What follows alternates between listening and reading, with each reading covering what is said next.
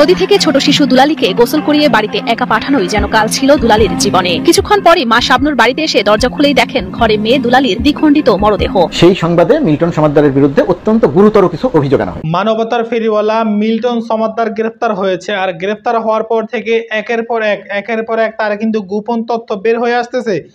আজকের ভিডিওটা সব মিলে কিন্তু অত্যন্ত গুরুত্বপূর্ণ হতে যাচ্ছে। সেই সাথে আল্লামা মামুনুল হুজুরকে নিয়ে কিছু তথ্য এই ভিডিওর মাধ্যমে থাকছে। পুরো ভিডিওটি কন্টিনিউ করেন, তাহলে ভিডিওর মাধ্যমে অনেক কিছু জানতে পারবেন। নদী থেকে ছোট শিশু দুলালীকে গোসল করিয়ে বাড়িতে একা পাঠানোই যেন কাল ছিল দুলালীর জীবনে। কিছুক্ষণ পরে মা শাবনুর বাড়িতে এসে দরজা খুলেই দেখেন ঘরে মেয়ে দুলালীর দ্বিখণ্ডিত মরদেহ। 2 বছরের ছোট্ট শিশুটিকে তার চাচি কামনা বটির কোপে হত্যা করেছে বলে অভিযোগ করেন মা শাবনুর বেগম। আদরের একমাত্র কন্যা সন্তানের হত্যাকারীর বিচার দাবিও করেন তিনি। দুয়ারও জিয়াদি আমার মেয়ে এরকম পা দিয়ে এখান থেকে একটা বড়ি আছে, এই কাল্লাটা আরেকখানে বড়ি আছে, একটা বডি আছে, ওই বডিটা নাজত পড়ি আছে, রক্ত দিয়ে এখানে জমা। আমার মেয়ে চোখ দুটো এরকম মেলা, মানে আমার মেয়ে সিলে করছে, মুখ চাপা দিচ্ছে।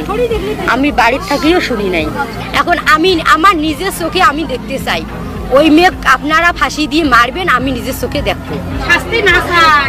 ওরে সাধু ভাই, তোমরা তো জানেন বাচ্চার কি মায়া মহব্বত রে। ও বাবা রে, এটার বিশেষ চান কি না? আমি বিচার তো চাই রে বাবা।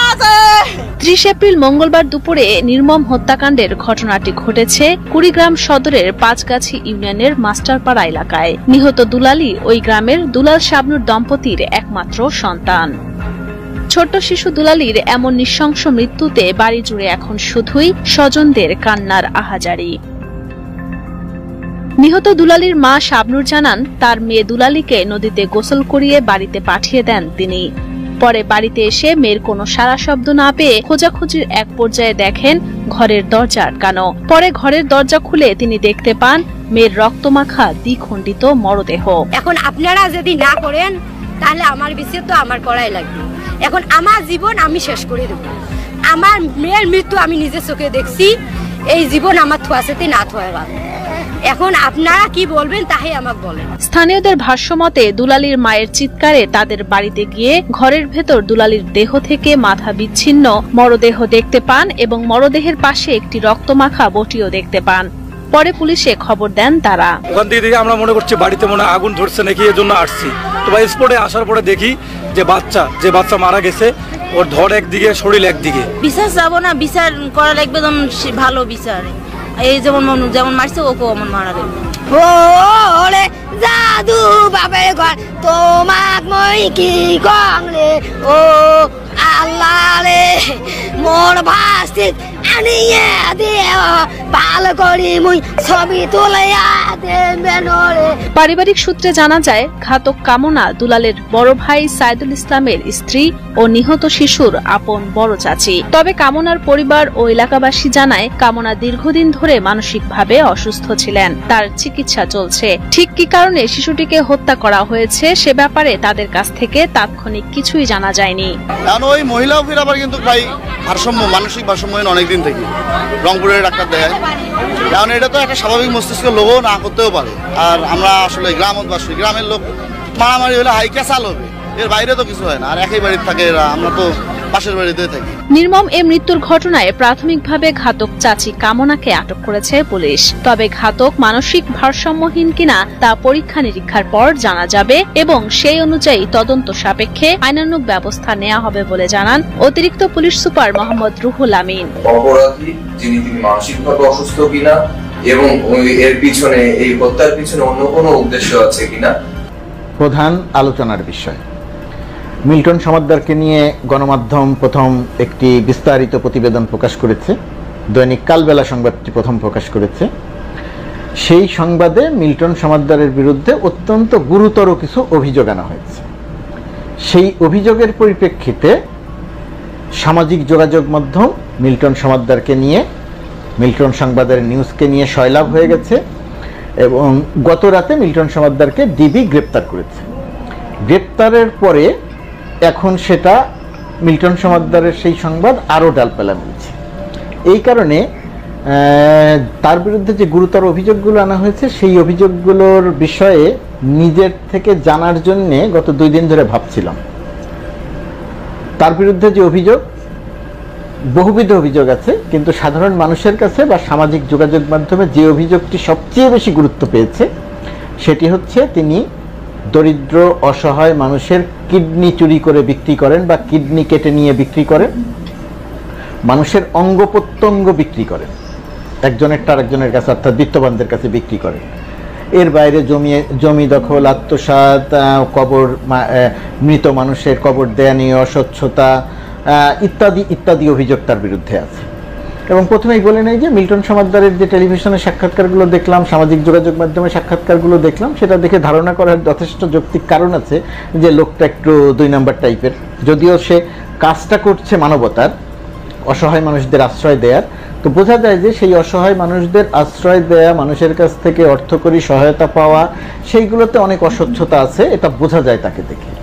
কিন্তু তার বিরুদ্ধে যে অন্যতম প্রধান বিষয় হয়ে উঠেছে কিডনি বিক্রি করা, অঙ্গ প্রত্যঙ্গ বিক্রি করা, এটা আসলে কতটা বাস্তবসম্মত।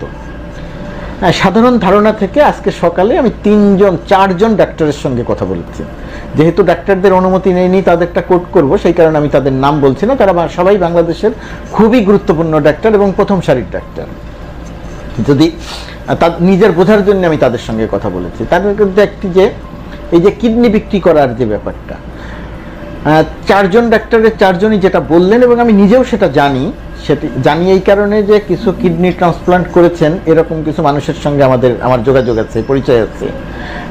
সেই কারণে জানি যে কিডনি, একজনের কিডনি আরেকজনের প্রতিস্থাপন, এটা হচ্ছে মেডিকেল সায়েন্সের সবচেয়ে সফিস্টিকেটেড অপারেশনগুলোর একটা। এই কাজটি কোনো অবস্থাতেই ওই মিল্টন সমাদ্দারের আশ্রয় কেন্দ্র বা পাশে একটি অপারেশন থিয়েটার তৈরি করে কয়েকজন ডাক্তার বা 1-2জন ডাক্তারকে দিয়ে কোনো অবস্থাতেই এটা করানো সম্ভব নয়। মিল্টন সমাদ্দারের পক্ষে একজনের কিডনি আরেকজনের কাছে বিক্রি করা ওই রকমের যে সফিস্টিকেটেড অপারেশন থিয়েটার দরকার হয়, সফিস্টিকেটেড ডাক্তার দরকার হয়, সেটা মিল্টন সমাদ্দারের এখানে কোথাও নাই। সুতরাং কিডনি বিক্রির যে অভিযোগটি আনা হয়েছে সেই অভিযোগটি বাস্তবতার থেকে একেবারেই দূরে অবস্থান করছে। সাধারণভাবে ডাক্তাররা বলছেন এটা সম্ভব নয়। কিন্তু তার বিরুদ্ধে যে সমস্ত অভিযোগ আনা হয়েছে, এই কিডনি চুরি করে বিক্রি করা, একজনের কিডনি আরেকজনের কাছে বিক্রি করা, গরিবের কিডনি বড় লোকের কাছে বিক্রি করা, বিক্রি করে অর্থ আত্মসাৎ করা, এই অভিযোগটি প্রধান হয়ে উঠেছে। অঙ্গ প্রত্যঙ্গের ক্ষেত্রেও একই কথা, একজনের অঙ্গ আরেকজনের ক্ষেত্রে কাছে ব্যবহার করার ক্ষেত্রে সেটাও একটা সফিস্টিকেটেড প্রযুক্তি। এখানেও দক্ষ ডাক্তার দরকার, দক্ষ অপারেশন থিয়েটার দরকার। এটা এক জায়গা থেকে কেটে নিয়ে আরেক জায়গায় নিয়ে যাওয়া ব্যবহার করলো, বিষয়টি মোটেই এরকম নয়। এটাও প্রায় অবাস্তব।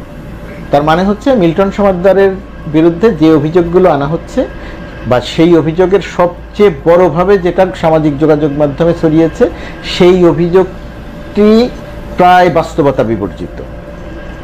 এখানে বলে রাখা দরকার যে এই অভিযোগ দুটি বাস্তবতা বিবর্জিত হলেও মিল্টন সমাদ্দারকে আমি বলছি, তার আচার আচরণ, কথা বলার মধ্যে এক ধরনের টাউটবাটপাড়ির ব্যাপার আছে, বোঝা যায়। অর্থ আত্মসাতের ব্যাপার তার বিরুদ্ধে থাকতে পারে, মানুষের জমি দখলের ব্যাপার তার বিরুদ্ধে থাকতে পারে, মানুষকে নিপীড়ন নির্যাতন করে জমি দখল করা, বাহিনী তৈরি করে, সমস্ত সব অভিযোগ থাকতে পারে। কিন্তু কিডনি চুরি করে আপনারা পুরো ভিডিও ক্লিপটি দেখলেন। পুরো ভিডিও জুড়ে আপনাদের যদি কোনো মন্তব্য বা অভিযোগ থেকে থাকে কমেন্ট বক্সে লিখে জানাতে পারেন। ছোট্ট করে একটা কথা বলতে চাই, সেটা হচ্ছে মিল্টন সমাদ্দার। এই মিল্টন সমাদ্দার বহু বছর যাবৎ, মোটামুটি অনেক বছর যাবৎ কিন্তু তিনি মানবতার ফেরিল মানুষদেরকে, যারা অসহায় পথে ঘাটে পড়ে থাকে, যাদের কিনা কোনো ঠিকানা নাই, কোনো আশ্রয় নেই, যাদেরকে কোনো মানুষ চোখ দিয়ে দেখলেও অন্যদিকে চেয়ে তারপর চলে যায়, সেই সমস্ত মানুষদেরকে কিন্তু কুড়িয়ে এনে তার নিজস্ব ভবনে এতদিন পর্যন্ত ভাড়ায় থাকতেন। এখন যেভাবে হোক তিনি একটা প্রতিষ্ঠান করেছে, করার পরে নিজস্ব একটা মানুষদেরকে সেবা দেয়। সেই সেবামূলক কাজটা এখন কিছু মানুষ সহ্য করতে পারতেছে না। তো যাক, আর কোনো কথা নেই, ভিডিওটি সর্বোচ্চ শেয়ার করে দিবেন। আল্লাহ হাফেজ। আসসালামু আলাইকুম। সম্মানিত ভাই ও বোনেরা, বর্তমান সময়ে আমাদের অধিকাংশ ঘরে কেউ না কেউ জিন জাদুতে আক্রান্ত।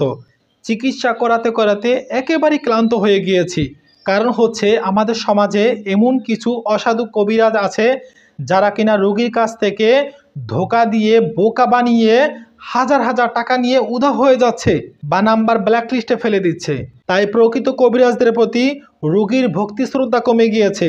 আমাদের সমাজে প্রচলিত একটা কথা আছে, চুন খেয়ে মুখ পুড়লে দই দেখলেও ভয় পায়।